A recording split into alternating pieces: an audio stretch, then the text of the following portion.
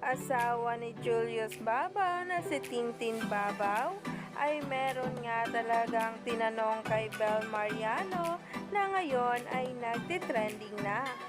Alam din naman natin na bukal na nga sa publiko ang meron nga sa kanila. Lalong-lalo na nga ang estado kung saan ay ongoing nga raw ang panliligaw ni Donnie Pangilinan kay Bel Mariano.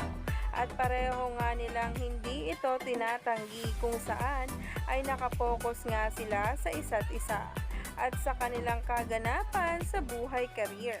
Pero ito nga guys ang diretsahang tanong ni Miss Tintin Babaw kay Bel Mariano na kung saan ay kaharap pa or video call itong si Donnie Pangilinan.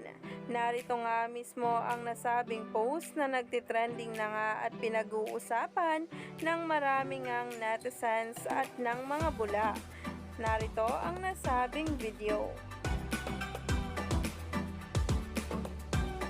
What makes Donnie a beautiful man? Pagiging God-fearing niya, and gentleman niya. Grabe nga talaga ang papuring natanggap ni Donnie Pangilinan galing kay Bel Mariano.